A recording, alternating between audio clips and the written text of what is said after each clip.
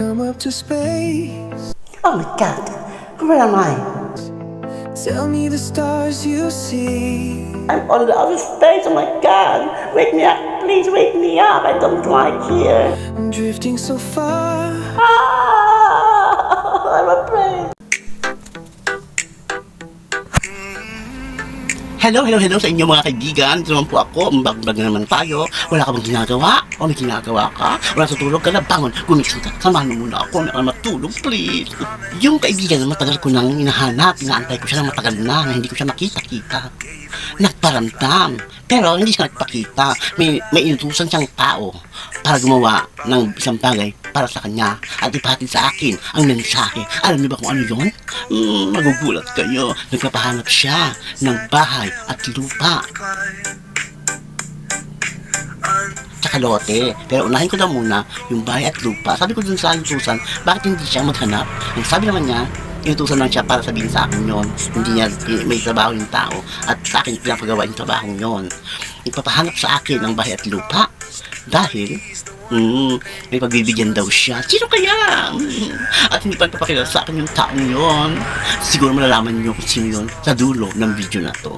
O kaya tara, samahan niyo ako. Tignan niyo yung mga bahay na yung mga bahay na namili ako ng maraming bahay sa online muna.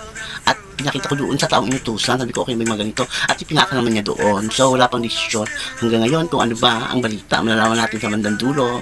Mga kapatid, kaya tara na, excited na ako. Mag-online tayo ng mga bahay. At pag final, napupuntahan natin yung bahay na bibilhin. At magkano kaya yun? Kanino kaya ibibigay? Sa akin kaya?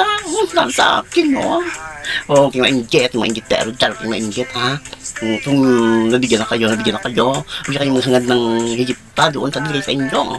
Tama na, mahiyaman kayo, no? O, binigay sa inyo ang lahat, kaya baka naman pwede ibang tao naman sinabang, o di ba, mga kapatid, yan lang yun.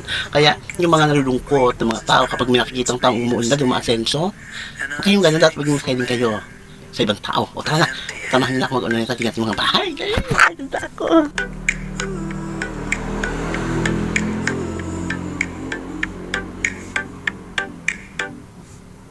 So, eto nga naghanap nga po ako sa online. Napakarami ko pong pinagpipicturean ko lahat, pinag-screenshot ko lahat, at pinadala ko doon sa tao na inutusan kung alin ang magugustuhan dito. At wala siyang nagustuhan dyan sa mga bahay niya, dami-dami.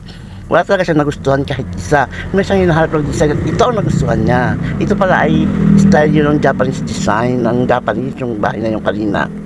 So, na-shock talaga ako. Ang daming dalang pera nung taong inutusan. Pero hindi naman ibig sabihin na ibibigay sa akin yun, no? Pambayad yata yun sa bahay at mabibili kong sakali. So, kung yung nakakita nyo sa online, so, tatry na puntahan yung bahay na nakita at baka sakaling yun na nga ang kuhanin kung magkakasundo sa presyo. Pero maghanap-hanap pa rin kami bukas ng iba pa na mas maigi pa siguro, mas maganda. Medyo mahabang proseso pa rin kung sakaling mabili ay yung may-ari ng iba. So, i-check po mabuti yung titulo ng bahay at lupa. Kung legit nga ba o hindi ba. So, kung sino yung nakaabot dito sa dulo o gusto nyo bang malaman kung sino yung taong yon yung nagpapahanap ng bahay at lupa. Ayoko mo lang sabihin. Pero sige na nga. Yan po siya, si Madam Queen, Laani Kimura. Hindi ko alam bahay niya kung yata yung pinapahanap niya. Kaya may utusan siya na taga sa kanila at akong pinahanap dito malapit sa Kabitan, gusto niya. So hindi pa naman din decided, baka nga hindi magustuhan. Magla-live talking pa sila ng may-ari ng bahay.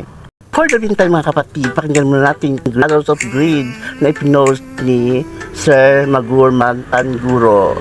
Ito ay isang napakagandang kanta, pakinggan natin para ito sa mga taong walang kasiyahan sa buhay. Ngayon bang ibinigay mo ng lahat, pero kulang pa rin, hindi pa rin sapat, at maaaring siguro ang gusto ay kanya ng lahat. Huy, pwera ba? Nako, masama yun. Yung parang napakagaman mo, yung parang, ano ba yun? Masama yun. Yung kasi, yun ang laman ng kanta ni sa video ni Sir Enya. Kaya pakinggan natin kung sino man yung mga taong ganun, dapat magbago na sila kasi babawiin din lahat yung mga bigay sa kanila kapag ganoon sila, o diba? Saka huwag kang maninira ng kapwa mo at hindi ka man inaano. Saka yung mga sekreto mo, yung mga kapangahangasan mo, malalaman at kalalaman din yan. Di nalaman na yan totoo. kung ano ka, kung anong klaseng tao ka, o yung mga nanahimik at walang mga ginagawa sa'yo, silaan mo sila. O ano ka ngayon, magbago ka na, para may mangyari sa buhay mo, kaawa-awa ka naman. Greed took his heart, turned it cold and blind. Forgot the hands that held him through the climb.